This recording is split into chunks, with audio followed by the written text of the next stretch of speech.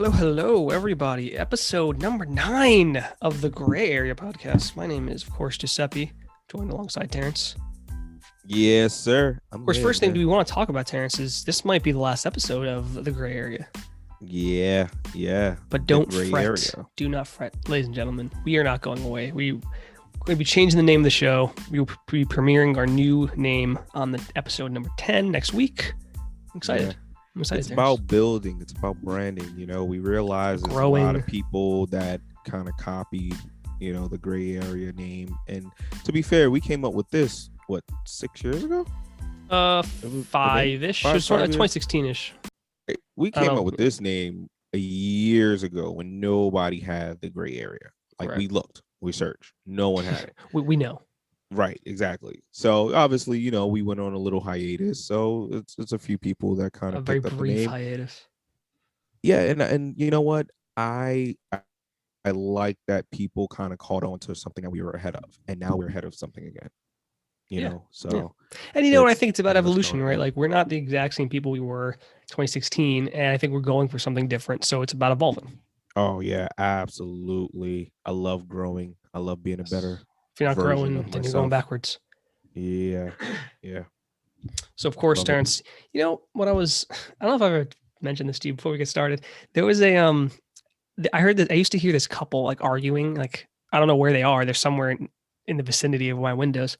I don't hear them as much anymore. I don't know if they moved or whatever, but they would fight like literally 3-4 times a week, like long, those long fights you get into with your girl for like fucking 2-3 hours. That would be them. And it would almost, what's crazy? I heard her. I almost never heard the guy. Like, every once in a while I'd hear him. That's normal. But it's like, I don't hear anything. He's a like, smart man. I just can't believe I'm not sure if he just talks quiet or what, but like, she would go off. I mean, she's probably Hispanic. You can tell by the way she talks. If he's anything like a normal guy, right? It's, what? We're not going to do this in public. No, but not in public. They're in their apartment. I can just hear them because they're in their apartment. Yeah, I can hear from my room. And it was like outside your window or something. No, literally. I mean, maybe I don't think they are, because I'm on the 4th floor. I don't know. I mean, unless they're on the roof or something. But I think they're just in their apartment. I'm pretty sure, because it happened too often for them to be anywhere else. That's funny.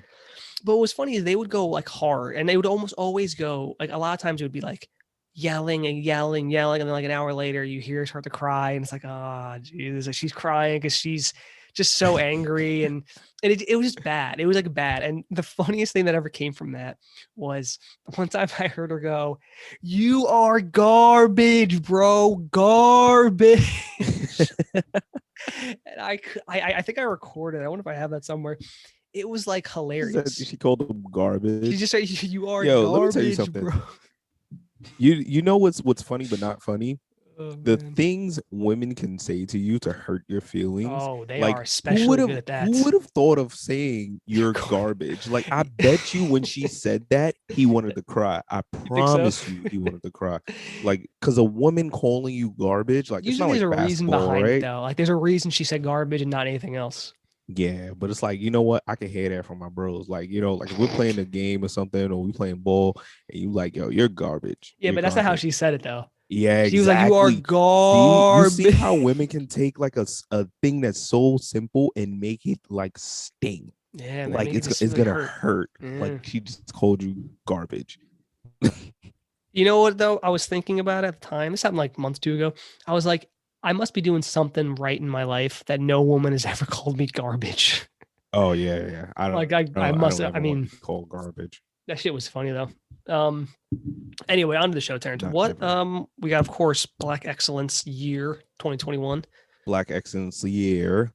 And it is, of course, Women's History Month. So it is Women's History. Do you have a specific who's your shout out, Terrance? Absolutely. I mean, my shout out for Black Excellence Year goes out to the one and only Beyonce Giselle Knowles Carter. I did not even know that was her last name, so that you just filled me with knowledge already. Middle name Giselle, last name Knowles Carter.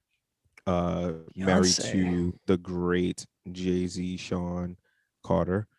Beyonce. Now, the reason why Beyonce is my Black Excellence. Still gorgeous, though, isn't she? Oh yeah. Beyonce is amazing. People don't talk about that enough. Respectfully. Yeah, I mean, she's gorgeous. So it's not rude. I didn't say her tits are popping or something. I said she's gorgeous. You kind of gotta put that there, like if anybody compliments my wife, like I want them like, hey, respectfully. Yeah, like, but see, again, I don't think you know what respectfully means, because saying someone's beautiful is respectfully. What do you think? What's respectfully to you? No, just so you know that it's coming from a respectful place. That's really all it is. Like, you don't have to say the word respectively. You don't have to, but some people are just weird. I mean, like some people. If someone up to your girl and was like, "Yo, your girl's fucking figure is like killer," I mean, that's weird. That's uncool. If someone was like, came up to me and complimented my girl on her body, that's cool. That's not cool. Way you do it, and it's a way you don't. But I think when you start body, it's not cool. But if someone came up to you at work party, someone's like, "Is this beautiful woman your wife?" And you're like, "Oh, it is." Like, "Oh my god, it's so nice to meet you." Right. See, that's a respectful manner. Yes. That's I just said. I said. Manner. Beyonce's still gorgeous. That's a totally right. And I agreed with you, but I said respectfully. I yes, you're saying because I want the word respectfully. But that's just me though. That's just me. No, you don't have to do it. I know you came from a respectful place. I want to make sure that if I'm being heard saying it, people know that it's coming from a respectful place. That's just me. Listen, I've seen her perform several times, Terrance. I can say she's beautiful. Well, back to the Black excellence. Yes, sorry, I interrupted Beyonce. I interrupted your that Beyonce is. Beyonce, obviously we know she's amazing. She's great. She is, yeah. And been in movies, singing, dancing. We know all of this, right? But what was really special to me was over the weekend, Beyonce has taken the throne and is now the most winning female artist and most winning singer. Most winningest, I believe, is the proper singer. Yeah. And in Grammy history. Wow, that is and huge. I thought that was simply amazing due to the fact of all of her feats and accomplishments and everything, obviously, that Beyonce is known to be great for. So adding another achievement to her greatness, Beyonce, you're great. Beyonce, Black excellence shout out goes to you. That's a good shout out. Beyonce is pretty fantastic. She's a great performer. She's done a lot of great things. People are a little hard on her, but I think people are hard on anyone who's number one, right? Is this, really? Isn't that how it is? People are hard on Beyonce? Yeah, once in a while I hear, and not a lot, but people like say stupid stuff about it. I think it's anyone who's like on top, people give shit to. I mean, is that not what it is? Oh, yeah. Absolutely. Heavy is the head that wears the crown. Exactly. And that's, what? Yeah. Fuck them, right? They hate us because they ain't us, Terrance. That's what it is. Hate us because they ain't us. That's what it is. People hate. Anyway, but speaking, you mentioned that she's now the winningest, which I don't even know if that's a word, winningest person at the Grammys. The Grammys just happened, Terrance. Grammys did just happen. Now, I, of course, do not know much about music in any capacity. So I'm assuming you know some stuff about the Grammys. Anything happen? Anything I should know about? Yeah. I mean, welcome to my world right now, right? Where we talk about music. So let's just start off with this. The Grammys happened over the weekend, right? And it was the lowest watched Grammys ever. To be fair, almost everything that's going on has been the lowest watched everything. Right. Like the NBA finals, like a lot of things, like the Super Bowl was not the lowest ever, but it was low. Like it seems like everything, which is, yeah, anyway. I think it would be reversed, but it happens. But also we got to realize people aren't watching a lot of TV, and why is that? You think in the pandemic, 4-hour show, even more, like this is a long show, the Grammys. Right. Like I used to watch it, every year. I used to make sure. So is it like 3-4 hours at the Oscars? It's yeah. It's a long show. So if anybody's like me right now, it's like I don't really want to spend all of that time sitting there watching the show or whatever. I can just watch I can just watch the highlights, or I can look up who's the winners and losers or whatever. If I want to see performances, I can go to YouTube, and watch the specific performance that I want to, so it doesn't have that same pull like it used to. Also, the Grammys 9 out of 10 does everything wrong when they award people. And this has been happening over the past few years. And I'm pretty sure you feel the same, we in the movie world, we will see the Oscars and things like that. I don't know if it's quite that bad, but they always make some stupid ass decision. It is 9 times out of 10 wrong in the Grammys world, right? And for instance, let's just give you a couple really quick, right? Album of the year, right? Your nominees were, that's the big one, right? This is the big one. It's the biggest one. Big one, right? Your nominees were Taylor Swift, Haim, Black Pumas, Dua Lipa, Coldplay, Post Malone, Janae Aiko, and Jacob Collar, right? Okay. How many of those names would you probably say you recognize? I was gonna say like only a few of those, like, Right? Probably a few of those, right? and not all of them for sure. Now, here's the thing, right? When it comes to like record of the year, song of the year, album of the year, you would think that the one that wins is probably the one that crosses over to people like you who don't even really pay attention to music, but you somehow hear that song or that person or whatever. And you're just like, this is annoying, but like this song is just crossing over into your everyday life.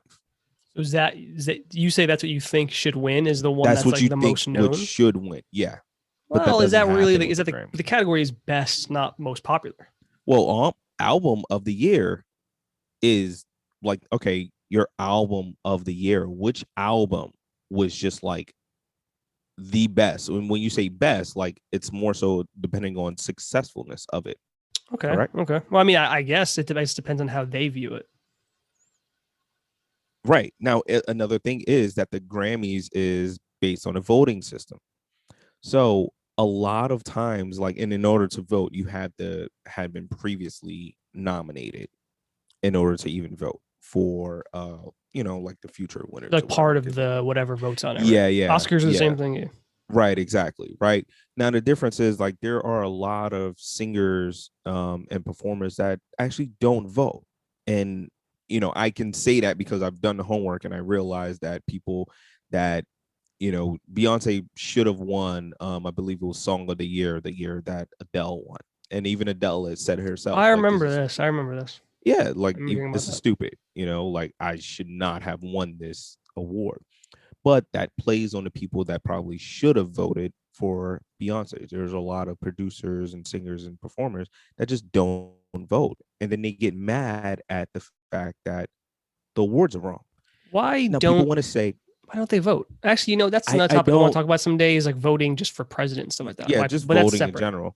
Now Well, people want yeah, to say like Grammys are so white or Oscars are so white, right? it's just Like what that was a everyone says about whole like a everything thing, now. It's just right? That was a whole dumbasses. thing.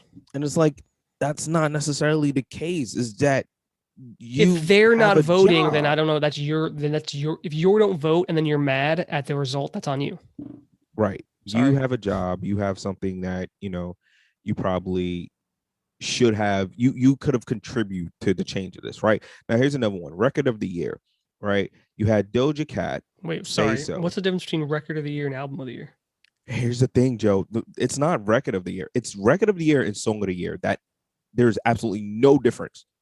There's no difference. There shouldn't be any difference. What's the difference between record and song, Joe? Wait, a song is just one, no? Or are you talking Yeah. album? Well, yeah, I mean, a song, I No, guess no, this no. one Record. specific song is the best song, but this other album overall is better because maybe that one song was on an But album what's that the wasn't as okay? good. So what's a record? I assume a record, yeah, is an album. It's like just like a dated way of saying it, I guess.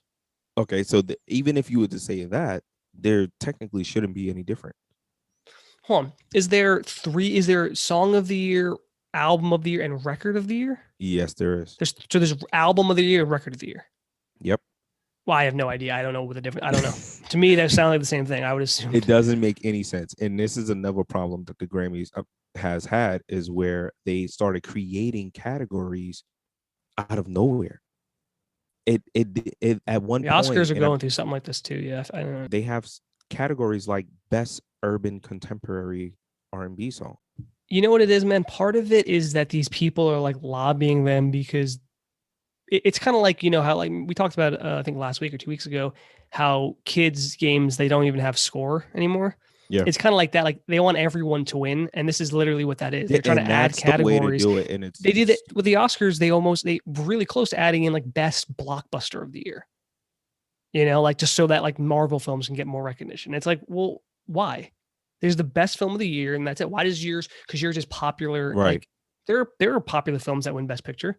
Obviously, a lot of times more popular films are a bit more accessible. So like, yeah, Marvel films are great, but they're not like award-winning sweeping No, epics. I'm not Like looking at a Marvel movie to like move me and touch me. It's right. like an entertaining movie. And what's the problem? Also, they're making like so much money. What's the problem? Everyone knows they're great movies and they make a ton of money. Why do they also need to win Oscars for you?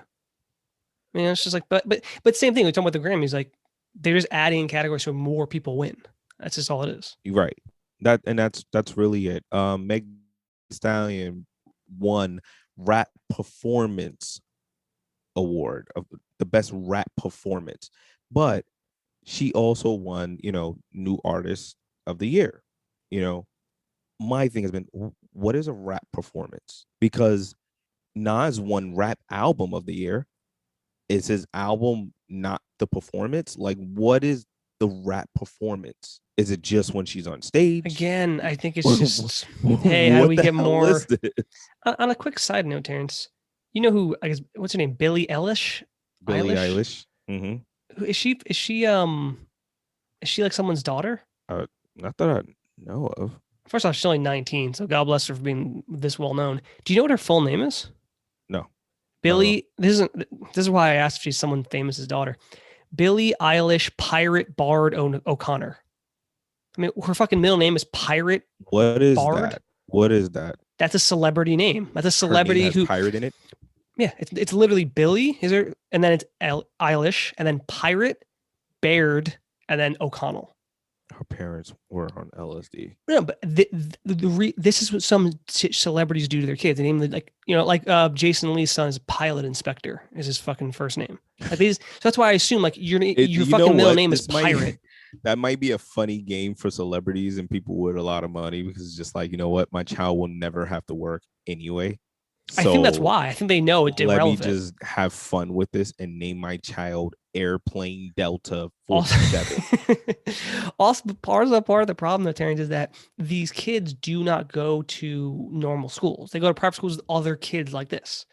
So, like, they might have a weird name, but if your name is Pilot Inspector and your name is Pirate, no one's you can't make fun of each other. Yo, just whatever. Being teased in school about your name. They don't. But the thing they go the dumbest thing ever. But that's what I'm saying. But these kids go to like private schools with other celebrities. Like that's what celebrities do. They go to school with other celebrities. So like they don't get made fun of for their names because everyone has a doofy ass name. I mean, come on, Pirate Baird is her middle. Like there's two different. Like her best friend is like Ceiling. Fucking Ceiling asbestos fan. Cliff Bar. Something stupid, Sorry, Billie Eilish. I'm sure everyone says you're great. I wouldn't know, but yeah, you have a weird middle name. Hey, I got my name is Giuseppe. You think people didn't make fun of that? Oh no, you probably heard it a lot. Constantly. You kidding me? Hold on, wait. Let me think. Do you know, by the way, what can I do? I'm on the Grammy. Do you know what the Grammy stand is for? Like why they call it the Grammys? No. I actually did not know this at all until just now. It's because it's short for a gramophone, which is like the thing. Yeah, the thing. That makes a lot of sense. I didn't know all those years. I'll give that. But yeah, Giuseppe was just, I don't know. People didn't know how to say it, so they would just butcher it. People still butcher it, to be fair. But yeah. Here's another stupid category, Grammys. Best rap sung performance. So just specifically how it was sung, not the song itself. Yeah, how it's done. See what I'm saying? Traditional pop vocal. Yeah, so this is just, we need, the more people are up for awards, the more people will watch because the more fans they have, This is like if everyone contemporary black people, like that's what you're saying. If everyone's favorite artist is up for an award, then more people will likely tune in. That's what that is. Yeah. Here's a cool one that I thought was fun. Tiffany Haddish received the comedy album of the year award. Good for her. Yeah, I thought that was actually pretty cool. But here's another thing: she beat Jerry Seinfeld. Really? Well, and Bill Burr and Patton Oswalt and Jim Gaffigan. Now, I love Bill Burr. Hey, well, like Grammy's so white. There you go. Yeah, I don't know if you affirmative action, essentially. I don't know if you watch like Bill Burr's stand up on Netflix, but me and my girl, we like. I actually need to. I find him very funny, and I haven't really watched. Oh man, yo, see, Bill Burr is really good. He's really dope. So like when I seen Tiffany Haddish win that, I was like, I don't know about that. I didn't hear the other one, so I can't really make a judge. I mean, but again, if these people are voting, people at the Grammys are the ones voting. So that's the funny part. Yeah. Guess what the name of her album was called? Her comedy album.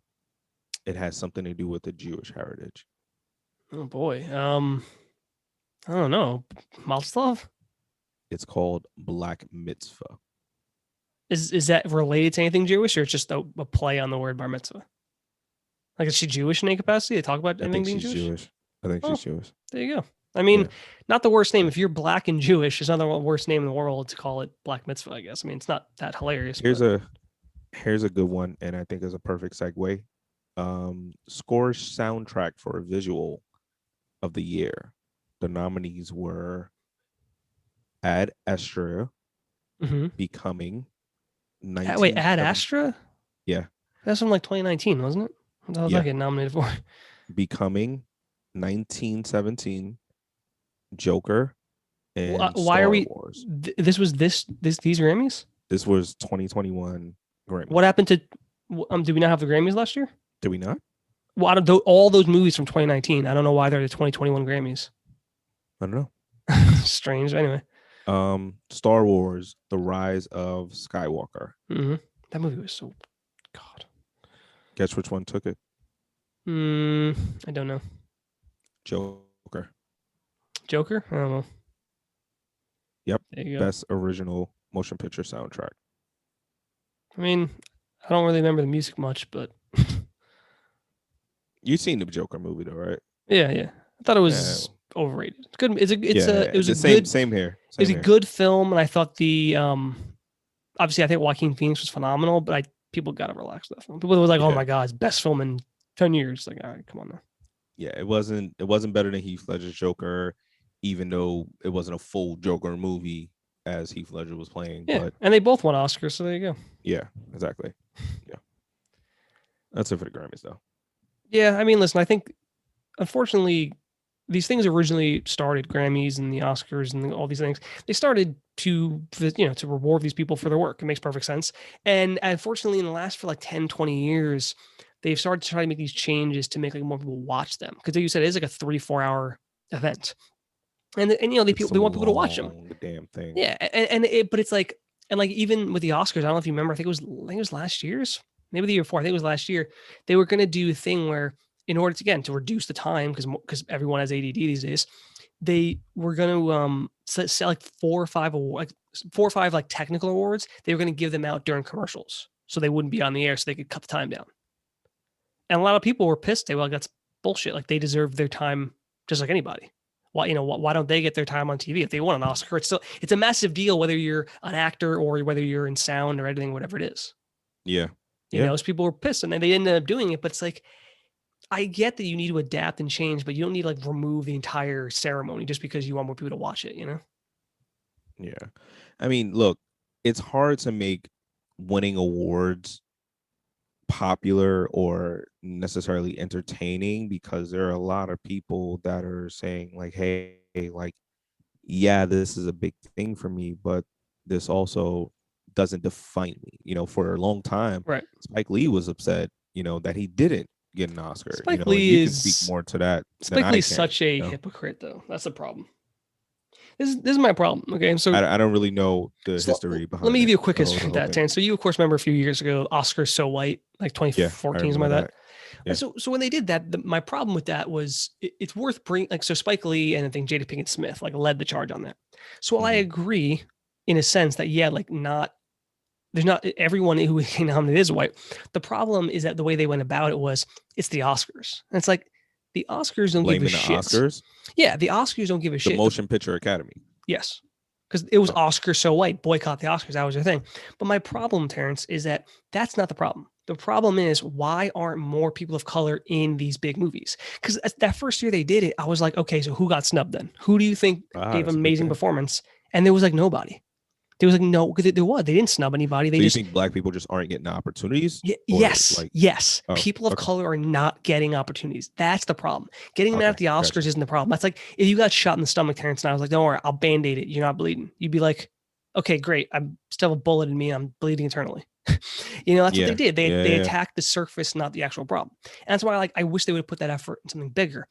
And my problem again with that is that Spike Lee was bitching and moaning, and then like 3-4 years later, he got nominated for BlacKkKlansman, and guess what he did? He went to the fucking Oscars. He doesn't give a shit because he didn't really care, because he only did that because he wasn't getting nominated. He didn't do it but once he gets nominated, it's just like you watch Black Mirror. Yeah, absolutely. Yeah. Do you know the movie with David Kaluuya, the one about where they're in that weird world and like you have to compete on like the American Idol type thing? I don't know if you remember that episode. Was that the one where they were like trapped in like it wasn't a cell, but it was kind of like they had to get like points or some shit like that? Yes. Like their money was like a Okay. point system, but Yeah. basically the end like thing with that episode was like it's better to be part of the system. Like you're fine. It's better to be part of the system than against it. You know, you'll revolt against it, but if they make you part of it, it's like, well, it's fine. That's what Spike Yeah, Lee you did. have to find solutions. You know, Yeah, you can't necessarily just buck the system. Spike Lee was fine to boycott the Oscars when he wasn't getting nominated. A couple years later, he goes because he's nominated. And it's like, well, is that like I don't. Well, now see it. Now it's his job to vote. Like we were just talking about the Grammys. Like when you're involved and you're nominated and you're a winner and stuff. Now it's your job to try to make a change and help the Right. people that are in your position that you were in. Right. Yeah, Like and you got to do that now. Yeah, I think the problem is starting to get solved on its own because people are making a stink about it. But it wasn't the Oscars. It is there's not enough people of color making films, whether that's directing, writing, acting, whatever it is. Yeah. That's not happening enough. I think it's been And like then a 4 or lot 5 of years people since that blame went that on down. Hollywood, though. Huh? A lot of people blame that on Hollywood. Like Hollywood is just not And that's allowing what a I mean. lot of these That things to be greenlit. exactly that is the problem, Terrance. That attack them, attack the studios and the heads who Yeah. decide on what movies. Because look, we all know they can absolutely go, no, we don't want this person in the movie, blah blah. That's fine. But why they are the gatekeepers who are holding these movies back, these people back. So get mad Do at you them. The think fucking places Oscars like is voting on who did the best. They're not voting on. They don't make those decisions. They just vote on the you movies that think came out. places like Netflix and Amazon are helping these movies be Yes, because made? they don't give Because a I shit. see a movie like They just want Malcolm and content. Marie. You did you watch that yet on Netflix? No, I meant to. I did So want to bring up something else, but yeah. Yeah, I see a movie like that, and I look at it like, oh, this would have probably not hit theaters on like a large scale. Right. But And maybe it the wouldn't fact have. that I can watch this on Netflix, like, is really dope to watch John David Washington and Zendaya perform in this movie, and they're really good. And you're talking about somebody that don't really, I care about movies, but I'm not really going to see every movie or whatever. Right. If you gave me that option in a movie theater, right? That option, see that movie compared to like whatever else may have been out, I probably would have spent my $15-$20 because remember, when you go to the movies, you're spending about $40 to $50. Well, so I'm not, but yeah. Yeah. Do you still have that movie pass thing? A-list, man. It's 20 like $2 a month at this point. I think they raised it. Well, it's not anymore. Obviously, not paying for it while pandemic, but yeah, 22 a month, and it's just I get like 3 movies a week. When you go, when you spend your money at the movie, you obviously want to be entertained. Like I'm a casual movie goer. Yeah, dude, come on. If you're spending $15, $18 that they charge, you better get something good. I'm probably not going to pick that movie. Right, exactly. So I'm probably not going to pick that movie. So, studios like the Netflix and Amazon and stuff like that, what they're doing by allowing these creators and a lot of, like you said, like these Black creators to get opportunities to make these movies. Like we just spoke about Regina King a couple episodes ago. Right. She directed One Night in Miami, which we're going to talk about that in a minute. All right, so but that's the thing.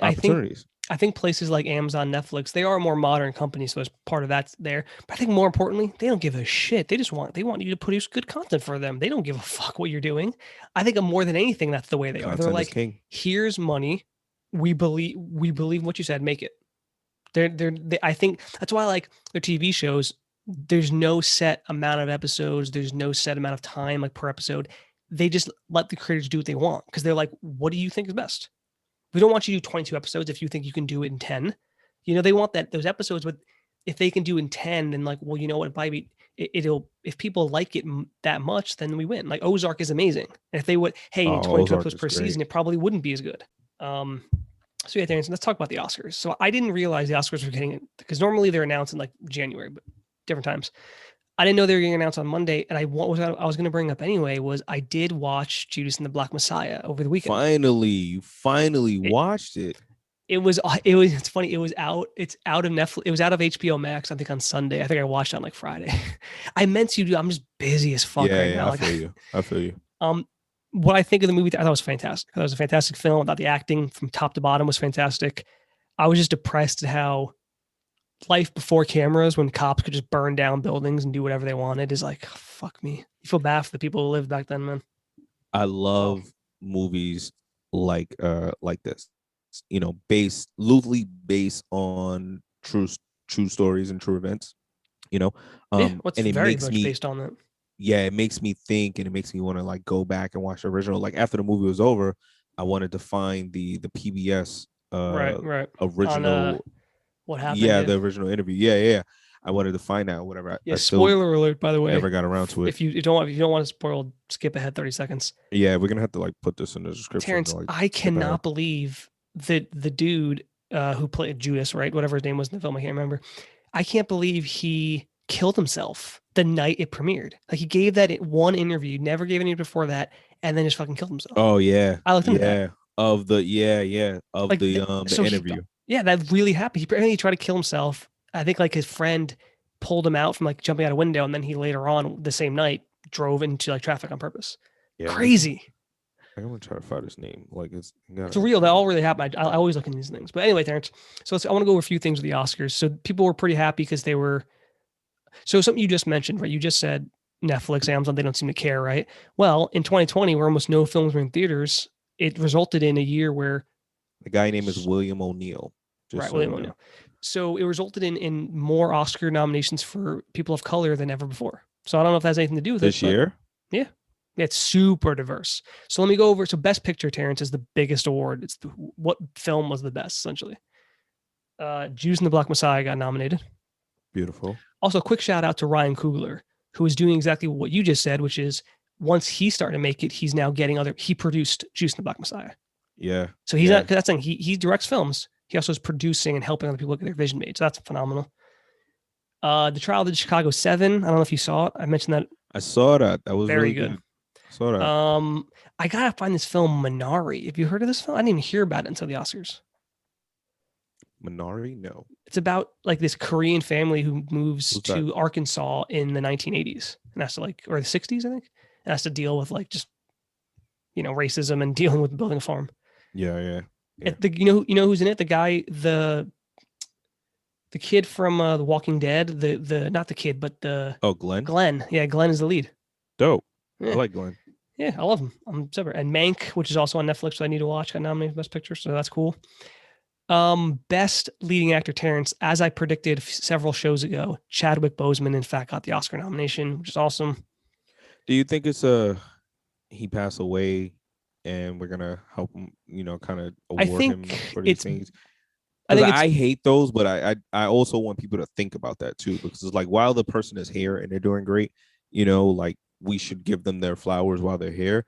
Right. I'm not a fan of people passing and it's like, yeah, let's award him and let his family take it. No, I think this. A lot of this happened with Nipsey Hussle in the music world. For those people that know about the music world, I think this is a bit. I think it's kind of like Heath Ledger. They probably would have gotten nominated anyway, but them dying definitely confirmed it, and that I think that's fine.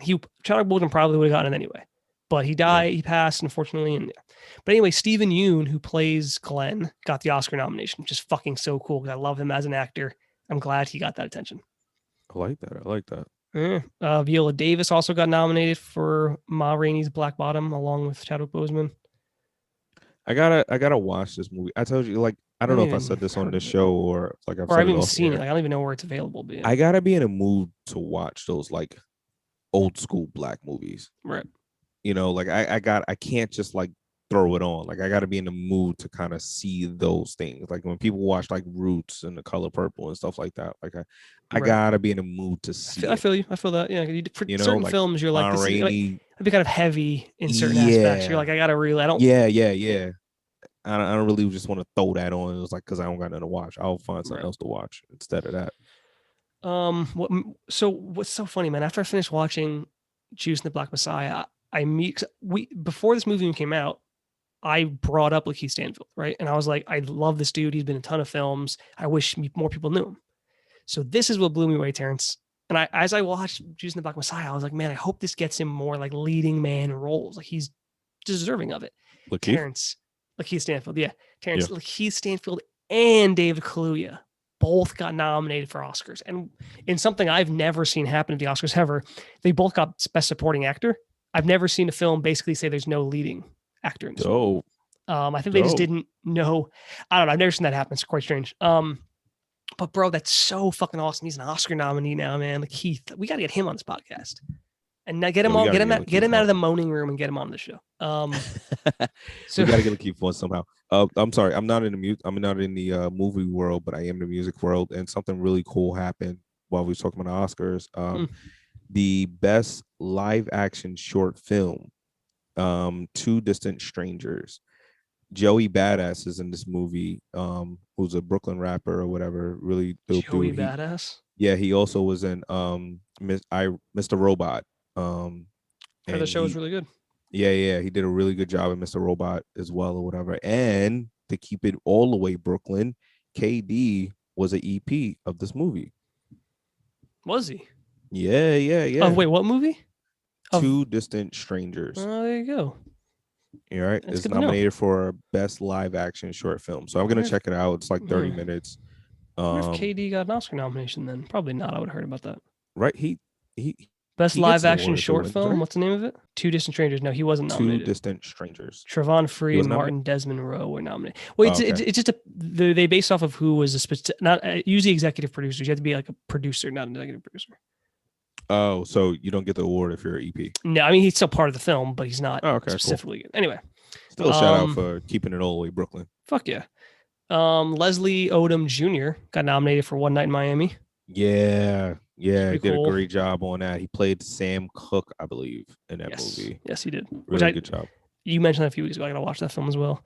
And Sacha Baron Cohen got nominated for Chicago 7. The woman in the Borat film got an Oscar nomination. I can't believe that. I have to watch this film. Watch Borat. I heard it was great. I just can't believe she got a fucking Oscar nomination for it. Funny or great as in just like both? Just hilarious. And I mean, film's supposed to be great. Yeah. I'm not, oftentimes I'm not a fan of like the jackass comedy. I mean, listen, I thought Borat and stuff. Borat and Bruno, I saw they were both very funny. I gotta check it out though. I'll check it out. You know what's funny about Bruno? Did you ever see Bruno? No, I never saw that either. So Bruno, I saw like a pre-screening of this movie like a month before it came out, and you know what's crazy, man? It came out in between the pre-screening I saw in the movie coming out. Michael Jackson died, right? And there was a scene in the film where Bruno, quote unquote, interviews I think LaToya Jackson, and like it's a really funny scene. They ended up cutting that because Michael Jackson died and they thought it was inappropriate. So I saw the scene that like very few people have actually seen. Most people have not seen that scene. Mad industry. Yeah, exactly. Like Joe goes to pre-screenings. Then no one else man. I've gone to a bunch of pre-screenings, man. You know what's funny? I don't know if I told you this. I've watched Top Gun 2, Maverick. That film was supposed to come out last. Top Gun 2? Well, yeah. I saw it in November of 2019. It was supposed to come out last July. It still hasn't come out because of pandemic. So I've seen this entire film, Terrance, a fucking year and a half ago. Still hasn't come out yet. This guy. That's how you gotta do it, man. Tells you I had a rough. A bunch of pre-films. I've been to stuff too. Yoon Jung got nominated for Minari, Best Supporting Actress. David Fincher, Best Director. Minari? That's the name of it? Minari, yeah. Okay. Yeah. I gotta see this film. It looks great. The guy who directed it name is Lee Isaac Chung. Never heard this guy. Best Director, man. You believe that? Well, that's like a Parasite, But with him, I knew who he was. He's made a few good films. Oh, you did? Okay. Yeah, he made Snowpiercer, the movie. He made I hate the movie. I love the show. I heard the show's not as good as the movie, but I haven't seen either. He also made what? Okja. Watch the movie, you'll see. Okay, I will. He made Okja. Anyway, the Emerald Fennell, who directed Promising Young Woman, got nominated. So some good ones there. Best Screenplay, Judas and the Black Messiah, Minari, Trial of Chicago 7. Best Adapted Screenplay, Terrance, Borat got nominated, as did One Night in Miami. So there you go. I hope Regina King wins that. It's a really, really, really good movie. You want to talk about a movie that doesn't need much but dialogue. Like I'm not a movie person, but I understand like the work that it takes to write Kemp a Powers script with a lot of dialogue. Kemp Powers wrote One Night in Miami. Ken Powers? I've seen Kemp Powers before. Oh, he was the dude who wrote and then co-directed Soul. Oh, so Jamie Foxx, You want to know the something? Disney movie. Yeah, the Pixar film. You want to know something crazy about that? That's dope. That's dope. This guy literally was brought on for like a 6 weeks to help out with Soul, to just help with certain aspects. He ends up becoming so important. They end up making him co-director, which is insane, by the way. Go from fucking 6 work temp assignment to co-director of a fucking Pixar film. That's And dope. That's the dope. big reason that the movie became much more about focus on like What's this guy name? We got to make sure we give him his about black. proper. He's a big reason it became about like black people, because he was like, it's about soul music. We should be focusing on the fact that it's in New York City and what and that aspect, like the haircut thing and all that stuff. So this guy, for anyone listening, is your person to keep an eye on it for. Trust me, I know what I'm talking about when it comes to these things. Kemp Powers, keep your eye on him. He's gonna be good. Right. Kemp Powers. His name's Kemp, definitely Kemp, Kemp Powers. Definitely gonna look out for him, because between Soul and One Night in Miami, things he did in 1 year. And I enjoyed both of those movies a lot. I can't wait to watch One Night in Miami, but Soul was brilliant. He wrote and was co-director of Soul. Soul was really, really good. Yeah, I can't believe it's up there like guy. One of my favorite Disney Pixar movies. I loved it. Yeah, it's up there. WALL-E is like my top. In keeping with me and Terrance being brothers, I texted him. I was like, "Hey man, have you seen this movie Soul? I'm watching it right now." And he was like, "I'm watching it right now as well." That's just how we do it, man. That was completely random. That's it. The viewers, the listeners need to know. But that's basically it with the Oscars. I'm excited for a lot of these films. I'm really excited for guys like Lakeith Stanfield, who I said literally a few shows ago, man. I was like, he's underrated. He's a great actor. I want to see him in more. Oscar nomination. Boom. Yeah. Hopefully we see him in more. When does it air? When does the Oscars air? Don't know. Have they said? Let's see. Pull it up right now. That's the thing. It's COVID. Normally the Oscars would have already happened. Yeah. We only got the what's it called? Well, nonetheless, congratulations to all of the nominees. Everyone, we're hoping to see, like Joe said, there's a lot of diversity. So we're hoping to see a lot of winners come from the black side. The answer, by the way, so weird. The answer, by the way, is April 25th. So we got a little bit. April 25th. Wow, that's a long ass time. I'm not sure why they delayed the Oscars at all. Like, if you're gonna have them, like normally they announce them in like January, they premiere like the end of February, early March. So I don't know what benefit that was, but whatever. Yeah. So anyway, so yeah, I'm excited about that. There's some good stuff coming out of that. Something I want to talk about, Terrance.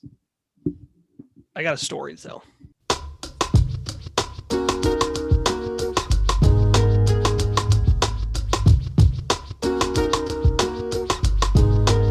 What's the story, Joe? Like that. Love that intro. All right, Terrance. So something happened. Unfortunately, because of this pandemic, I feel like I have no stories to tell, like about what's going on in my current life, because my current life consists of mostly this. A lot of nothing happening. Yeah, it sucks. So anyway, last week, I normally do my food shopping on like in the day, but last week, because of class, I have to like find the right day to go. And I walk like 45 blocks because it's the only time I get out of the house. So I enjoy like a nice little walk. Yeah. So I have to like find the right time. So anyway, I went at night is the reason I say this, right? So it's around 8:15. It's dark. I'm leaving the store. I'm on the Upper West Side, so it's not like it's a particularly dangerous story, but so I'm leaving. I got two bags and bag in each of my hands. I'm walking and I see up ahead where I'm walking towards a bit of commotion, right? And I look up and I see, it looks like two people on the ground almost like fighting. Now, I don't know about you, Terrance, but it's in New York City. We see a shit all the time. Generally, if I see anything, I keep walking. I look over and I keep walking. I mean, I don't know. What do you do? Wait, you said people fighting, right? Yeah. I mean, if you see some commotion, it's New York City. There's always some commotion, someone yelling or there's a fight going on. I mean, do you get involved or more often not? Do you just go? I'm you from keep walking, New York. right? And now I'm mind my goddamn business. Thank you. That's what I was asking. Like, I don't, like I'm a New Yorker. I ignore this shit. Like that's normal, but I didn't ignore this one. I'll tell you why. So first off, those were literally. Whoa. Well, listen to this. Listen, let me tell you, man. Hold on. Just somebody else's business. Just listen to the whole story. So there's two reasons I don't want to say get involved, but I didn't just keep walking, right? So one of those reasons is because it's literally in front of me and the sidewalk's not that big. So I couldn't just whatever, right? But as I'm walking by, I was getting ready to keep going, put my podcast back on. And I look over and I see what the issue is. So there's a guy probably in his early 50s. He's on top of this kid. Well, the kid was like 20, in that ballpark, was an actual child. and the kid is on his back, right? The guy's on top of him, and he has his hand, and the older dude has his hands pinned to his side, like as if, if the cops like they put your hands up, you know how your hands go up. Basically he's on his back like that, and the guy's his hand. He's trying to get up, but the guy's holding his hands. So I was like, what's going on here? And part of the reason I stopped was because the white guy on top of a black kid, and I was like, what is the situation? Okay, hold on a hot second, right? So I'm taking it, and I look over, I see this going on. Some other guys like talking to them, or it looks like he's talking much about what he's doing. I see two women standing next to him with like tears in their eyes, like as if they're involved somehow. And then this other guy who now is to my left, because I think they're on my right. I look over, he has like, he's calling 911. Like he's like calling the cops. So I'm trying to figure out what's going on. And basically he was like, I pick up, he's like, you stole those girls' phones. Like I you just took their phone. Like, I'm not going to let you go. And he was like, it's a prank, my man. I'm not a prank. I swear on my mother, it's a prank. And I was like, what? He's like, I have friends in the car. It's a prank. I wasn't really taking their phone. He's like, I saw what you were doing, trying to take their phone. I'm not letting you go. Like, I'm not waiting for the cops to get here to deal with this. So I was like, okay, this is weird. I was like, but then I was like, I don't want to I don't want to walk away. And I was like, listen, the women are saying he stole the phone. The guy's saying he stole the phone. The kid's saying he even stole it, but it was for a prank. So obviously he did it. So I'm kind of like on this guy's side. I'm like, well, this is what happened. Like, I'm with you. But I wasn't sure. I was like, I should probably just leave. Like, it's not really my business, whatever. But then the kid's going to get pissed off. And he's like, you know what, man? He's like, I'm going to spit in your fucking face if you don't get off me right now. Because their faces are like a foot apart. And so you spit in my face, it's going to be assault charge. Like, I wouldn't do that. And he's like, it pissed me off. So he kind of like tries to make a move. And he kind of like rolls. And he kind of ends up like on his stomach, basically. And then, but the guy grabs him still. But then they end up like a little like a full like rolling motion together, and then they end up like a foot away. But this is all in the supermarket? No, I'm sorry, we're out at the supermarket. We're on the street. Yeah, outside. Okay. Yeah, we're on the sidewalk. So now ends up with the older guy on his back, but with the kid now he has him on top of him. So they're both on their backs, but the older dude on the bottom, but he's holding him by the neck now. And at this point, I was like, oh, okay, and I was gonna start, but at this point, as I'm about to start getting, I was like, I can't let him just choke this kid out. Security guard from Whole Foods comes over because I was only like 10 feet out of the store. Yeah. So he comes over and he's like, whoa, what's going on? And he's like, get off his neck. He's like, get off of his neck. And this guy's black too. So I was literally about to get involved when this guy comes, and he's like, you don't need to hold his neck. Like, let him go. So he kind of lets his neck go, which is good. But he's holding him by the arm. He won't let him go. Yeah. And he's like, you got to get off him. And he's like, I'm not letting him go. He stole this person's phone. And he's like, it's not your business. And I was like, at this point, I almost wanted to help him out. I was like, this kid stole this person's phone. He's saying it's a prank. No one has come to verify this other than him saying this. And I was like, and he admitted he still did it. So I'm like, I'm like, if you let him go, he's just going to run and we're never going to see his kid again. And I'm like, what do I help? I'm like, I have 2 bags in my hand. And I was like, I put them on the ground and I was like, I don't know what I'm doing. Like, this is not normally what I do, but then I see a cop car stroll by. Right. And the guy, like I said, was already calling the cops right next to me. So I wave my hand. They immediately see it. They pull over. 2 cops run out. I was like, all right. And then, of course, like cops do, like fucking 6 more show up like within seconds. Right. Exactly. Everybody gang up. I don't know how they're never anyone. And then suddenly they just appear. Like, there was only 1 cop car. I mean, maybe there's no one behind. I wasn't really paying attention, but 2 cops come. They immediately pick the kid up, and first he's like, I can't breathe. And it was like, all right, guy, like, come on now. And then pretty quickly he stops, and then he had like sandals on, which he lost in the scuffle. So he gets his shoes back on. The cops cuff him. They sit him down. They're like, well, what happened? And I hear him yelling like, it was a prank. I wasn't really taking I can't believe he's sticking to this story. Like, I guess he knows he was caught doing it. Yeah. But it is surprising. So it was a prank or it wasn't a prank? I never found out because he said that he has friends in the car filming it, like in a car down the street, but no one ever came out and said anything. I stood there while he was talking with the cops, talking to him for at least another like minute or 2. I was like, just trying to see what happens. And no one ever showed up. So I'm like, was it a prank? I feel like if you had actual friends, first off, what was the prank? You take their phone and do what? Because as far as I can tell, he took it and started running and then the guy tackled him. So I was like, I think that's just like what he was saying to get out of this. Yeah. Maybe it was a prank. I don't know. But the whole thing, weird. That's a crazy day in New York City. It was, and it was again. I like I said, once a week I walk a good like 40 blocks to get to Whole Foods because it's the only time I get out of the house. So I kind of like the nice walk. It's something fun to do, quote unquote. And I've seen you see random shit every once in a while, like, you know, someone yelling or something happening, but you just ignore it. This was just and I was like, it literally was like, is this white guy trying to kill this kid? You know, that was my initial thing. And it wasn't. I mean, he was obviously in the right. I even told him afterwards, I was like, you were in the right. Like, if he stole a phone, you did good. But yeah, I don't know. I mean, if you find yourself in that situation, like, what would you, I mean, you know, like, did I act? I normally don't get involved, but Neither do I. something like that, I'm definitely gonna probably stand around to be aware of what's going on, Just in just to case make sure something were that to happen, right? You crazy, want to be like, I don't want anyone getting hurt. Like, just in case anything crazy is happening and things like that. I've been in situations where I've been driving by and I've seen somebody get pulled over or whatever, and I kind of just like pull like over. linger. Yeah. Either I pull over or I just kind of like drive slow or whatever, just to kind of make sure, because you just never know. Yeah, if you're gonna be a witness, or if someone's gonna do some shit, you want to be able to not say and you just walked away. I'm not Superman.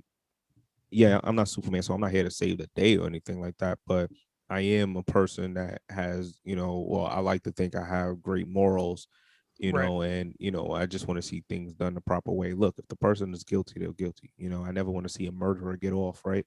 Right. They murdered somebody, but if the person, deserves a fair process, and that's always what it's about. It's about the fair process. And you've experienced that even with me, and we talk about this often, DWB, I believe.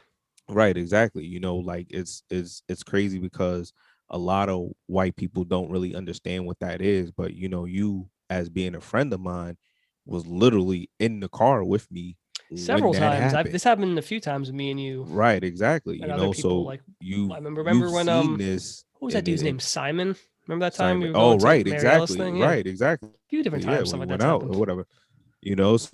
So you, as being somebody, that's white or whatever, you've seen that this is an actual thing. So this is something Right. that we actually got to be cautious about and be careful about. So absolutely, if I see somebody get pulled over, or I see some action involving people that are black and the cops and everything like that, because they always call for more cars. They always, even in our situation where they was just kind of like, I didn't even remember what the hell they said I did wrong. Like, you remember what they said? I remember everything about that story, but what's funny? What the fuck they said I did? Well, what's funny about this though is I don't know why I wouldn't think about this. When I leave the store, I go the same path, and if I would have, let's say this never happened, I would have kept on walking for like 125 feet. When I make a left, and then there's a police station with like literally 100 cop cars outside of it. So to be fair, I don't know what this kid was thinking. Literally, like, what was your goal? Like, you're literally around the corner from a police station. There's like always tons of cops. So it wasn't very hard for these cops to get there. All they had to do was drive 20 feet. But yeah, it's one of those things you almost feel like a personal responsibility of like, I can't. Yeah. What if something? What if I would see on the news this kid gets fucking killed by this? It's just being a good person. I think at the end of the day, I think at the end of the day, it's just being a good person and just being like, you know what, I may not have a lot of a change or effect on this, but at least let me just kind of be around so that they see that there's somebody around. Because and I just wanted to like around, the whole thing. I was just like, go worse. Like I said, like at one point, like I don't think it was intention, but because the kid was like fighting, he ended up like in a chokehold. Like I don't think that was his intention, but it was what happened. And had I not been there, like the security guy was the one who said something, but it was like, what if that security guy hadn't seen? Like, what if he wasn't paying attention? And the next thing we know, we have a similar situation to what happened to George Floyd. Yeah. And I don't know that it would have happened, but you just never know. Like the kid didn't deserve to be choked out. Like holding him down was fine. And then he struggled and it ends up different. But again, he let him go immediately. I think once he realized, like, I think he probably just grabbed his neck because it was a scuffle. That's what ended up going on. But it was just a crazy situation. I can't believe that it's a prank thing. Like that's just a weird situation. Like, I don't know. Maybe it was. Maybe it wasn't. Maybe it wasn't a bad excuse. Maybe it was real. But his friends fucking suck because they could have come out while that was going on, or at least with the cops and been like, oh, I mean, they wouldn't have gotten in trouble. Like in theory, like they didn't actually do anything. So if they were like, oh, it was, you could have said something. They never showed up as far as I could tell. So friends never showed up. That's if they were real or he's made that up. But yeah, Terrance, crazy story. It was just weird, man. I like that. Joe had a story to tell. Love that. This is good. I like it. Shout out to Biggie Smalls. I got a story to tell. Shout out. Notorious B.I.G., aka Biggie Smalls. Yeah. But all right, Terrance. Of course, we got another topic. Our last topic, I think. Something you want to bring up. Yeah, man. So look, here's the thing. I started thinking right back to like when I was young and single, and I was kind of like living that life or Now you're an whatever. old married man. Yeah, I'm not married yet, but it's definitely in the works. Basically, But right. here's the thing, right? I started thinking back even to my first date with Corey, Mm-hmm. right? And I was like, I planned a lot of that. I planned Of all of course. it. Of course. I planned all of it, right? So, and then here's the thing. I don't think I thought about a budget. I just thought about what I wanted to do, the experience, to make sure that she had a good time, to make sure that, You're just she, balling, so you don't think about money. it wasn't necessarily like it's balling. It's just more so like, you know what? I want to make sure that she enjoys her time with me. Like, this is important No, that I do she, the same thing. I mean, you got to right? plan out a date. You can't just go, well, I don't know, we'll figure it Right. out. Because Exactly. Right. women do not like that. I mean, yeah, I mean, I think most people, like, if you're inviting someone on a date, you should have a plan of what you're doing. Right. Yeah. I Yeah. asked you out, so of course it would make sense, like and here's a cool little tip, right, that I'm gonna give out to the world or whatever, because I'm out the Oh game. So boy, guys, Terrance I'm is gonna give this mad out. smooth. I'm So gonna listen to what he's saying here. I'm gonna give here's my smooth talk of the week, Here we right? go. And I'm gonna give this out, right? Because I'm off the game, my jersey's in the rafters. Oh, all right. I think you're out of the game. I don't think your numbers are retired yet, but you keep know going. so so look, here's the thing. I asked her, I said, hey, I was texting her, I said, hey, do you want to do something romantic, do you want to do something adventurous, or do you want to do something creative? i gave her the Oh, three I gave her the three oh. choices, right? And So I you had asked dates her, for each one in your head then. I had dates ready for each Wow. one depending on what she said, Did you ask right? this to Corey? I asked this to Corey. I asked her before we went on our first date. This is what I asked her, right? She was like, "What um did I just stumble into?" So she said, surprise me. But I think she said surprise me. She'll probably tell you different, right? I She'll probably think tell it's you so like important. I I think. I think, right? Like she told me, but I think she said surprise me, whatever. So we went with like adventurous. So we went rock climbing, and then we did sip and paint, adventurous Sipping and paint, creative. yeah. Yeah, Fun. yeah, yeah. So I did rock climbing. It was sip and paint or whatever. Then we actually still went to dinner or whatever. Basta Pasta was a great place in the city. I'm not sure if it's still open, but Yeah, who Basta the hell Pasta, knows, I right? can definitely That's the definitely thing. recommend When that. this pandemic finally ends, you're gonna have to find out what all of our favorite spots, if any of them are still open. Right. Now Fucking here's the thing, right? I paid for everything. But in my mind, I'm like, did she expect, what if, right? What if, hypothetically, what if mhm. I just lost my wallet or some shit, right? Or I said I lost my wallet. Well, that Do okay. you think like, like would she look at me different? Would she have like the kind of like, look at this broke ass, no good? I Like mean, would it come differently? And more so, are men expected to pay all the time? it's a good question, and I think it depends. Listen, obviously, the world we're living in is, fortunately becoming less and less sexist, and a lot of these traditions are kind of going away. That being said, it is still largely on men are the one who approach women, right? Men approach women. We ask the women out. That's generally how straight people act. Am I wrong? I would assume so. Right. So I think in that situation, like since you asked her out, I think I think it's expected that you pay, but this is what I'll say. I don't I would be kind of annoyed if a woman um actually expected, like, let's say, like in the last few women I've been with, actually I'll go like on the first date to pay, and they'll go, oh, no, no, we'll split it, and I'm like, no, no, no, it's fine, like, come on. And they'll usually be like, no, no, Wait, it's, split and I'll it, be you like, said? yeah, they'll say, oh, we'll split or something, and I'm like, no, no, it's fine, like, I'll pay. Like, you sure? And I'm like, yeah, it's fine, fine. And I'm like, okay, if you're sure, like, I don't mind that. Like, the at least recognize, either say that, or if I pay, go, thank you, I really appreciate it. Like, say something, like, don't just go, well, yeah, of course you're gonna pay, because then that's a little like, well, I'm not really into this. So what are women's expectations then? And Just we more I so don't have know. to ask that. Like, what are they expecting on that first date? Hold on a second though. Would you be upset if would you be upset? Let's say you did lose your wallet and you Mm-hmm. couldn't pay, and Yeah. she kind of thought like, well, that's kind of cheap, or like, did he Mm-hmm. really? Would you be upset by that? Would you be like, well, what the fuck? Do Absolutely. I have to pay? Absolutely. You would. I'd, You see? I'd, I'd be upset that she doesn't believe me.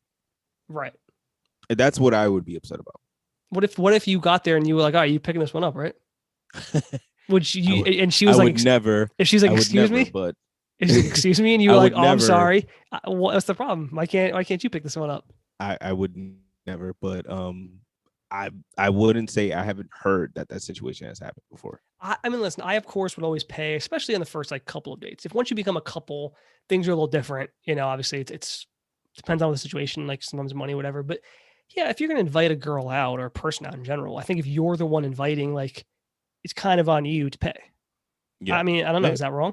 I mean, I don't know. I think if a woman need a woman to kind of tell you, right? if a woman expects it and is upset, like let's say she was like, "Oh, you want to split it?" And I was like, "Yeah, sure."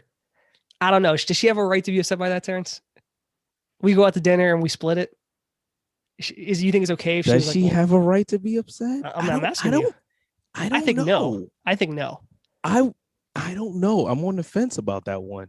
I mean, yeah, I get it if I'm inviting you out, but at the same time, but see, that would entail that she has an expectation that you're just gonna handle it all.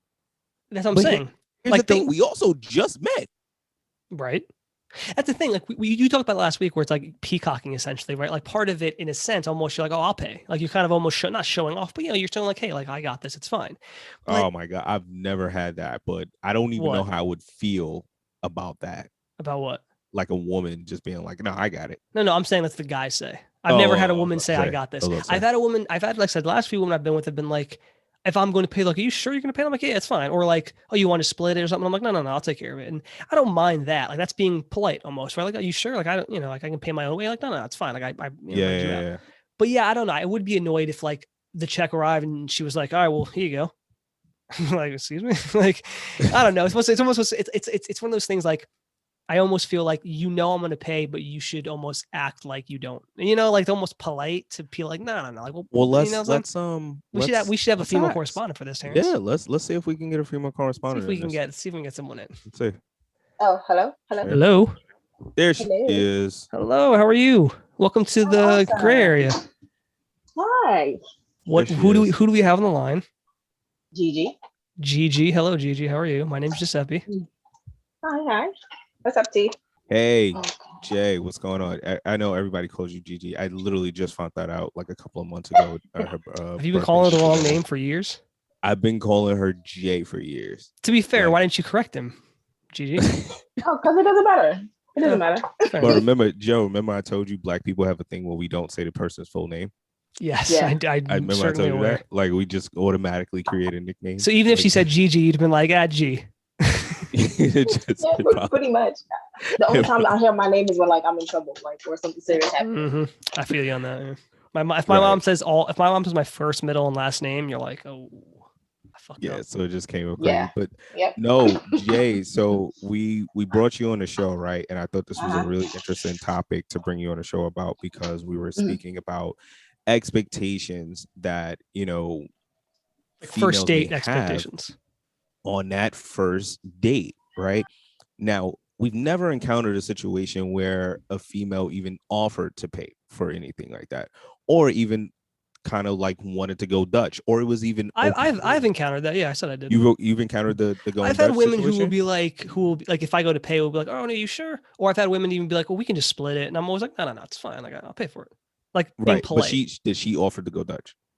Yeah, I've had a girl be like, well, we'll split it, and I'm like, no, it's fine. And they're like, are you sure? I'm like, yeah, I'll pay for it. It's fine. Okay. So now that's pretty weird to me, right? Now reason it is, and I'm gonna go into it. Okay, now the reason why I thought you were perfect for this topic is because one, I've known you for a couple of years, and then two, I also know that like you're a businesswoman, right? And with that comes a sense of kind of what's the proper word I'm looking for? A sense of kind of like a independency. Like, I don't necessarily need you. Like, this is nice, but I can do it myself, right? Which scares a lot of men as well. That scare me. It does scare me. But it can scare a couple of guys off as well, right? So now I have to ask this question. It can scare some boys off, Terrance. That's not men though. Okay, here we go. Wait, y'all can hear me, right? Yeah, we can hear you. Okay, cool. I was just checking. Joe got the big man talking. Just say that's not big man talk at all. It's just being like, listen, if you get scared off by an independent woman, then it sounds like you're a little boy. If you get scared by that, sounds like a fact. Well, I'm not. So we're gonna go with this, right? So like I kind of had to ask this, like when you're going on a first date, right? I remember one night I was texting you or whatever, you was just like, yeah, like somebody's son wants to spend money on me, and I thought that was hilarious.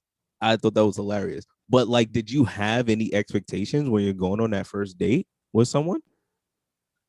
As far as what them paying? As far as them paying, as far as like what they're doing to impress you, because last week we were talking about men peacocking and what guys have to do to impress women, and as far as on that. So like when someone's asking you out and you're going on a date with them, are there any expectations in your head? Like, are you like, he has to meet this standard and don't take me to Red Lobsters because we're not doing Red Lobsters, Is there any type of that level there? If I'm being candid, for me, I'm pretty laid back when it comes to certain things because like for me, like dating is like auditioning kind of. You don't have to peacock, but like I already have money. So and I'm not afraid to spend my own money. So like for me, I feel like the expectation with women usually is like, well, with me anyways, like when I go out on a first date or initially we start courting or whatever, and we go out, I don't have an issue paying. I won't do it off the bat because I feel like for some men that sets the tone for them. You know what I mean? Not necessarily for me. Like, wait, I'm not you don't have an issue paying if he asks you out? No, I don't. If it's not that big of a deal to me. For me, like I wasn't like I don't even know how to say this. I wasn't brought up. Like maybe I'm kind of dumb or naive, whatever the situation may be. I'll own up to that in certain areas because like for me, like money is like money. You can't take it anywhere with you. When you die, it gets left here. You know what I mean? So it's not really a like super support factor. It's like, oh yeah, you're taking me out. You have to spend your money. Like if I'm like that with somebody, the person's usually a fucking clown. The person's usually like a clown or something like that. And I only say that because for me, if you want to like impress me, like I believe in chivalry since I'm a little bit older. So like you understanding the fact that like if we're walking or something, like if you open my door when I'm getting in the car, if you walk on the outside of me, if we're walking on the street, that's important. I do those. Pulling my chair, and opening the door. Those are things that I'm impressed by because it shows that you have manners. Like anybody can spend money. Chances are, but for me, like if I like you and we go out and we go Dutch, chances are I probably just didn't like what you did, and I really, So I'm gonna what would be the kind of age range you think women are no longer impressed by how much money he got? I don't think it's an age range. I think once they're accustomed to certain things, like okay, this generation right now is really driven by monetary value. A lot of people place their value in what they have, what they own, whatever's tangible. Correct. And how they can show off and show it off to other people. But people that are accustomed to shit and people that have money, they're not really worried about stuff like that. Or you earned it. You earned what you got. Yeah. Right. So it's like you don't mind spending it. And like once you start dating someone, it's I think it's a whole different, well, dependent on where you are as a person, like evolved and enlightened wise. Like it really depends. Like you can tell if somebody's a clown before you start dating them. Like you can feel them out. What's a clown though? What's a give me your definition? Terrance, you know what a clown is. No, we don't. We know what a clown is. But here's the thing though, right? Women have a different description for clown dudes as well. So what's the clown dudes out here that's there? Because we're gonna alienate a lot of our listeners. We might have those as listeners. They might be like, "That's me. He's describing me." I'm not in the single world, so I don't know what the clown dudes are now. I know what I spot, but you see like how last week you said like guys, seeing how guys are peacocking or whatever. Like, okay, if you let's say I'm out somewhere and you come up to me and you're a guy's talking to me or whatever, right? And he comes up to me, you're having a conversation, we decide that we want to try it out. We'll go out on a first date and see what happens. Like once you start if let's say I'm at a bar or something, right? Because since you work behind the bar, I'll use that example. When a guy comes to the bar and he orders a drink, order your drink, and leave. Like we can have, light banter or something like that, but you don't have to be like overly impressing. Like when I'm at the bar, I've seen dudes pull out wads of money to like, let you know that, hey, I got money. Like I can pay for this. I can do this. And you know what I mean? Can I ask a quick question? Seen this firsthand as well. Can I ask a quick question? So this is something me and Terrance talked about. I said that if you're at a bar, right? Like women, like I say I don't buy drinks for women. Like I just feel like it's a waste. Like a lot of women don't really give a shit about a guy who's buying a drink. That's whatever to them. So do you think, am I crazy in this one? Like, should I be buying just random women I see drinks just to try about conversation? I think it to be honest, I think it depends on how you feel. Like, you know what I mean? Like if you go somewhere and you see somebody that you like and you say to yourself like, hey, I'm going to give this a shot, or you can do the most sensible thing ever. Instead of buying the drink for her, you can be like, hey, what are you drinking? Da, da, da, da, da. You know what I mean? Because like me personally, I don't drink regular shit. So like if you would ask me, like what I'm drinking, I'll be like, yeah, okay, cool, whatever. If you give me like a weird skeevy vibe, like I don't want it, but you know what I mean? Like if you're being like that. So if you were at a bar and a guy comes over and he's like, hey, what are you drinking? Let me buy you a drink. Would you go, okay, sure? Or would you be like, no, I'm fine, thank you? Like I said, it depends, because men don't realize it. I don't know if you guys do, but men don't realize a woman picks up on maybe in like the first 45 seconds of speaking to you from a vibe. So if those first 45 seconds pass and like she's like, hey, no, yeah, like, hey, yeah, no, I got it. It's cool. Like she won't let you. And then if you keep like peacocking, like you guys said, you'll probably get used by the end of the night and paid a whole bunch of money for shit. You see, that's what I don't do. Not that the whole peacock, I don't do the peacock thing like Terrance says. Like I think, like, yes, if we're bringing a girl out, we're trying to impress her, but I'm not sitting there trying to like do a bunch of shit to impress her. I'm just trying to have a good time. I don't think I'm trying to like. I've seen both sides though. But those are the clowns, Terrance. I'd answer your own question. Those are the clowns. Okay, those I know are the clowns, right? But like I've been in situations where I've looked at it like, you know what, I'm gonna spend $20 on a drink for her, and there's a potential situation that this may go nowhere. But this was my initial investment into what could be, in a sense, right? It's an investment. Well, Terrance, right? Here's the thing. You said, I believe that anytime you've ever bought a girl a drink, you've either gotten her number or gone home with her. I believe that was your stat. I'm shooting 100% from the free throw. That's insane to me.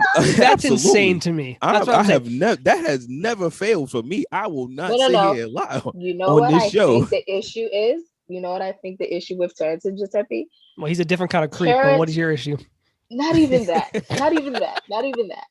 We're going to stop this story of Terrance has this one thing that a lot of guys don't realize is super important. Terrance has the gift of gab. Okay? Terrance can talk to you. He can converse.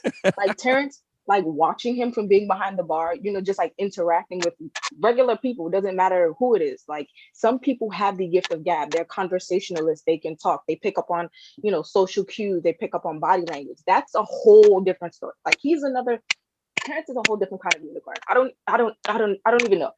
I mean, he is a different. But she knows this from working. She knows this from working with me for a few years. I mean, Terrance, being in a certain environment. How do you think we became friends? Terrance was showing me his poetry, and then next thing I know, I'm best friends with him. Friends, so I get it. I get it. Yeah, see. Yeah. So he can do what a lot of guys haven't figured out. Like, because you don't have to like when dudes spend money, they're looking for that ROI. So they want the return on the $20 that they pay ROI. For Ooh, you do own a business, don't you? You do own a business, don't you? They want that. They want it because they're like, hey, if I spend $20 on this, I'm gonna get a phone number. Then guess what? The next level is okay. I'm gonna call her. We're gonna go out to dinner. For anyone wondering, ROI is return on investment. Return on investment. Yes, you might be not up to date on that. Sometimes we got to teach the people. That's what we do. Yeah, that's what they want. So the real question shouldn't be if we have expectations. What are your expectations? Have a good time. It's always mine. I just want to go out and have fun. See what I'm saying? So you're expecting something, and we expect you to pay. Like because, and I'm gonna say this in the most candid way because I learned this lesson from an English teacher of mine in high school, and she always told us, "I respect a woman that will sell it before I respect a woman that will give it away for free." Ooh, that's a bar. Your English teacher told you that? English teacher. Yes. English teacher you talking to?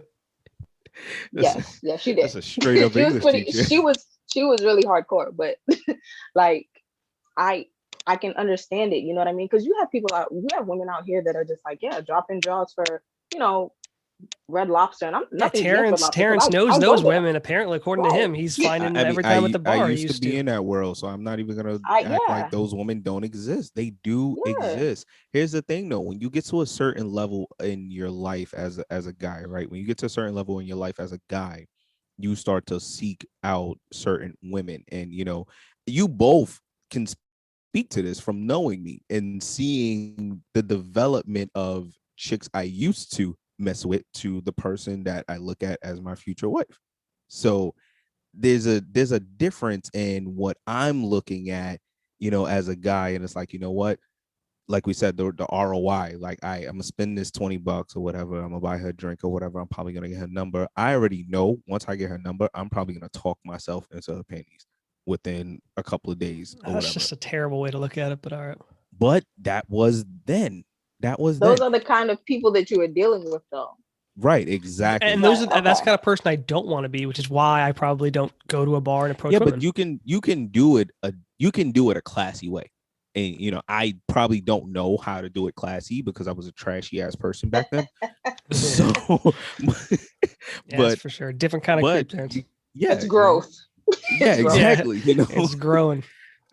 But I'm pretty sure that there's a classy way, and obviously the best advice that we can get on how to be classy about it is coming from a woman. So it's a weird thing. Like, Jay, if a guy comes up to you, he buys a drink and everything like that, and it's like, okay, he looks kind of attractive, he looks well put together. That's immediately where I fail. But anyway, keep going.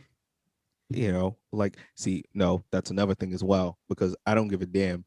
Back then, I don't care how big you were. I don't care what you had or whatever. I always felt like when I walked in the room, I was better than every dude in that room. And I'm gonna get the prettiest, baddest chick in here, regardless of what Terrance, every other dude do you is remember doing or saying. Now, I don't want to say it because I don't want someone to steal this, but do you remember the quote I put around your name the other day? That's exactly what that was. Oh, wait, yeah. See, and I didn't even think I said that. What did I say? What did I say? I don't want to bring it up because if someone hears, they're going to use that for their movie. It's for me. Yeah, but at least we can backtrace it. Like, I said this on this date. I believe you said it, but it might have been something I made up. But I think you said something. Maybe you said something close to this. But Terrance essentially said, "I'm only looking down because I don't see anyone above me." Boom. There we go. Well, yeah. We gotta listen. I gotta figure out a way to write the next Creed movie and put that in that movie because that's where that's where that line belongs. But see, that's a level of arrogance that I had that is just, I mean, is a part of it that's still with me or whatever, but it's a level of arrogance that I had that allowed me to, when I spoke to women, to that whether I told them a lie, they believed it. What is you're lying to women now? Oh, yeah, no, so it was a false sense of confidence. So you're bullshitting. You faked it till you made it. Oh yeah. But 100%. No, but see, listen. Here's the thing. This is again. This is absolutely not what I don't want to. I'm not lying to anybody to get anywhere. That's not, at least not like I'm not lying to get into a girl's pants. I'll tell you that much. So I don't know what to tell you. Yeah, but see, you, and I always said this, right? Like, Jay, I always said Joe was the guy that probably should have got the girls that I got. I always had, the loyal and would do everything for you kind of, and I always told them, I was like, my boy Joe, he's the perfect boyfriend. I would always say that. I knew I was a scumbag, but I would always say, like, he's the perfect boyfriend. And in return, he would get the chicks that I would probably supposed to have. You know why? Because sad to say, well, I won't say that for me now since I'm older and know better and I've dated my share of, dick faces. But when you're at as a female, until you get to that point in life where you realize, I think like self-value and self-worth has a lot to do with it. And, not paying attention to like, social media and media in general, like nice guys, when it comes to women, a lot of them do finish last. We don't realize that we need those guys, and those are the guys that we want, and those are the guys that are husbands, and those are the guys that will make sure that we're okay until you get older. And like I said earlier, that comes with a level of, you know, growth and enlightenment and, you know, being clear about what it is that you want. Because after you get to a certain age and you dated a certain kind of people and you've been mishandled and mistreated, you don't want to deal with those people anymore. So it solely depends on like your level of experience and where you are, whether it be, you know, career or, you know, life in general. Yeah. But nice guys usually don't finish off. We usually look at them when we're younger and we're just like, there's nothing dangerous about him. There's nothing this about him. We don't like that because he's not treating us like shit. And like I said, it has a lot to do with self-worth. If you don't know what your value is, how can you say like, hey, I see that this guy values me? No, he likes you. He thinks you're cute. He wants to smash. So he just bought you a $20 drink and came over here and talked about your jaws. And before you know it, you're in your fucking room, fucking crying on videotape somewhere and don't even know what the fuck happened. And then he did it with his shoes on. Story just you know what I mean? Turn. So like, this has happened. But it's the truth though. It's the truth. I've watched it. I've seen it happen. I've heard girls sitting at the bar crying about it, like all kinds of weird shit. And then they'll go about their business. And then guess what? Because they haven't realized what the triggers are, they haven't dealt with trauma or whatever other weird shit that they have going on in their minds that they don't want to deal with. They say, okay, you know what? Forget him. He was a bad seed. I'm just going to go fucking date someone else. And you keep picking the same shit over and over and over until you deal with that. So like I said, it definitely has to do with your growth. Women, I'm going to put this out there as well. Also realize there are men that specifically look for women with like daddy issues or like self-esteem issues or whatever. They prey on, that's a fact. Certain type of women. That's like definitely these a fact. things I've seen happen. So listen, the daddy issue thing can go either way though. Just because a woman has daddy issues doesn't mean it's going to be good.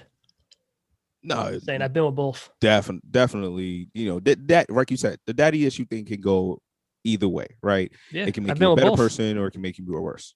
Either or. But what I'm speaking to is like the other side of it, which more so I've seen a lot of women be insecure because they had like daddy issues and things like that. Right. So and this is, look, I'm the oldest. I got 3 sisters, so I always try to teach them the game. And how to be aware and more so how to spot the dudes or whatever. Is there an spot the old you? Terrance, is there a bit of hypocrisy in that? Yes, because no one wants it to happen to their sister. Like, but Terrance teaches his sisters what to avoid, which is just himself, essentially, is what he's saying, or his past self, I guess. Yeah, absolutely. And it's very unfair. Absolutely, it's unfair. Because I don't have any older brothers. You know what I mean? Yeah, it's like, giving them right. Like, see, just like she said, it's giving them the advantage. Like that's my job is like to show them and to tell them what I've done to women so that it doesn't happen to them. And absolutely, listen, my sisters, my younger sister is 24 or something like that, I think, and then my other one is like that. Yeah, I don't know. And then the other one is 20. So I'm able to talk to them, realistically and be like, yo, this is what I did. This is how they move. This is what this may mean. And because I always know all that, but I know all that stuff too, and I'm not sleazy. Yeah, but see, I think the women that I think the one for you is hidden from you. I think you're and I say this because I think it may not make sense. Who's the you in this situation? Me? You. The girl I'm looking for, you're saying? Yeah, hidden? I think the girl you're looking for is hidden from you. The one that you probably haven't ever thought about and probably never imagined in a million years you'd be with. Like, I don't know if that's somebody you met before. I don't know if that's, somebody in your future, but I'm just saying this as like knowing you.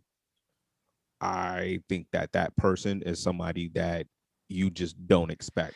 I mean, the interesting thing about me though is when we've talked about this, like me and you, Terrance and I have very weird parallels of our lives, especially dating lives. Like, I think there's been almost no time in the decade plus I've known him that we've been single at the same time for longer than like a month. Every time one's in a relationship, the other one's not. And now that you're entering essentially marriage at some point, like you're down that road regardless. I'm literally going to college. Yeah. It's the opposite. I'll probably be with like random chicks all the time now, at least whenever the pandemic ends. So it is really strange what's going on with us. So whatever that woman is you're talking about, who's like right for me, I'm probably not meeting her anytime soon. Tell her to email the show. Yeah, if you're interested, email. Listen, anyone can email the show about anything, okay? No one ever emails the goddamn show. thegrayareapodcast@gmail.com. Gray with an A. Right. So what did we learn today, Terrance? What did we learn from this? What do we take do away women from expect men to pay? From what I've learned and what I've heard today, I think the women with no self-worth or have a certain level of expectation expect everything. But women that value themselves are already, and the people they're dating.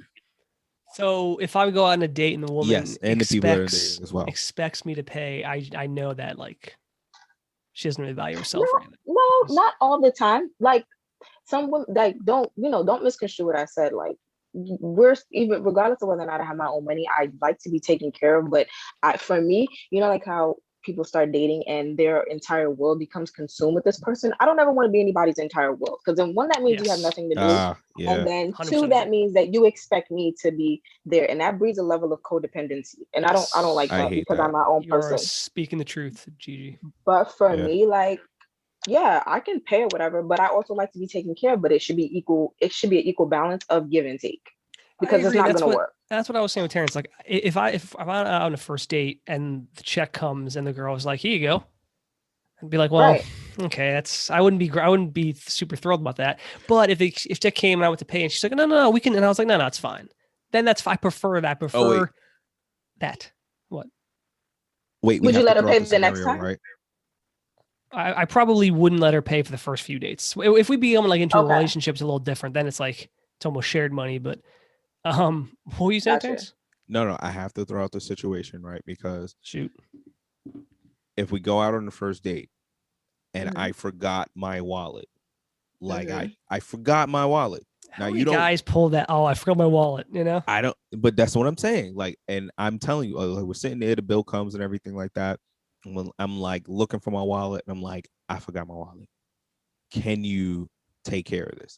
Do you now think differently of him? That's a good question. It is a very good question. No, I wouldn't. I wouldn't. If it happens like twice, then I think it's like, well, yeah. If it becomes like a pattern or something like that, it's like red flag. But like, right. But like, it's for me. I don't think I've ever actually forgotten my wallet anywhere.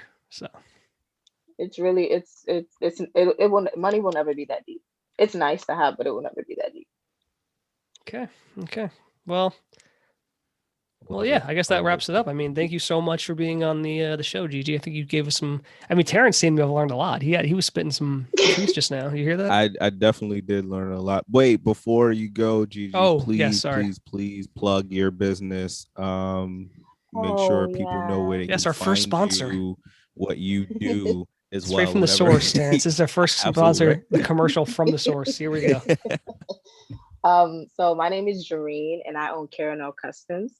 It's a luxe gifting and design brand, and we specialize in one-of-a-kind creative design. We make designer gifts for baby showers, mom and baby, birthdays, and we are also a big advocate of organic self-wellness and self-care. So each gift is literally one of one, and it's customized and personalized to each and every individual with only the best high end of luxury product. And you can follow us on Instagram at Caramel Customs, and that's KAREENELLEKUSTOMS, all one word. Nice. That's fantastic. Absolutely. Listen, if you need listen, right? we all don't know what to get certain people for gifts. Go to the Instagram she just said, which I already forgot. Customs. Caramel Customs. Go there. A one-of-a-kind gift. Terrance, where else are you going to get a one-of-a-kind gift? Walmart ain't selling one-of-a-kind gifts. No, Walmart is shitty. Target. There's no Walmarts in New York City anyway, but definitely hit her up. One-of-a-kind gifts. Listen, if you're going to give someone a gift, they're going to need to know, like, it needs to make an impression. Yeah, I mean, it needs to make an impression. If you got someone, an individual, like no one else on the planet has this, I mean, come on. If you piss your girlfriend off, I'm the gift maker for you. Boom. Or maybe even a first date. Terrance, would you do that? Show up on a first date with like a one-of-a-kind thing? That's something you would do, I feel like. You know how crazy I would be, like, not to do that? I know what you were about to say and you changed it, but yes, I do know, Terrance. No. You know how crazy I'd be not to do that. Look, you talking about a guy who shows up with flowers on the first time I met a girl. Like, I will definitely show up with a one-on-one gift from Colonel Customs on the first date. Like, I have to. Sounds fantastic. Definitely hit her up. One-of-a-kind gifts. I'm gonna need. Listen, when's Mother's Day? May. I'll be hitting up you guys. Don't worry about that. Mother's Day is in May. It is in May, right? And I just dropped the pre-order for today. Dude, perfect. It's like I only knew. If we were only that professional, Terrance, I actually knew that happened. So yes, I guess. But thank you so much for coming on. We'll definitely have you back at some point. Thank you for having me, guys. You got anything else, Terrance? Thank you so much, Jake. Thank you. All right. All right. Thank you so much. Have a good one. You too, guys. Bye. Bye. All right, Terrance. The lovely Gigi. Thank you so much. Absolutely. That was great. I learned a lot from that. Sounds like you did in the end. You were saying some real stuff there, so that's good. I think it's an interesting question. I think obviously the world's changing, so nothing is set in stone. But I think, listen, if you're going to invite someone out on a date, you should expect to pay, and you should hopefully be with someone who's like, no, I'll pay, and you're like, no, it's fine, I'll take care of it. Yeah. I mean, look, it's the person, right? It's the person. It's dependent on the person. So, hopefully the person that you're taking out on a date is someone that is understanding of you. And even though it's the first time that you guys may meet, the qualities of a person often show in the beginning. Right. 100%. But all right, Terrance, I think that basically brings us towards the end of our show. Once again, ladies and gentlemen, if you want to reach out, please email us. I encourage you to email at thegrayarea.podcast@gmail.com. Yeah. Which will be changing soon. Probably be changing by next week, but you can still write into it. We'll still answer. Absolutely. I think that wraps it up, Terrance. And I think people are gonna love, how truthful we are, and so. We're always gonna have something to say. If you're interested in getting one of those, we're always gonna have more to say. Please check the info for the show. We'll put a link to the Instagram. Yeah. Anything else from you, Terrance? No, man. This has been great. This has been a fun one. I love having the ability to learn from women. I think as men, we're often dumb. So we are absolutely dumb. It's great to be able to feature women and learn from women. Ladies and gentlemen, we love you.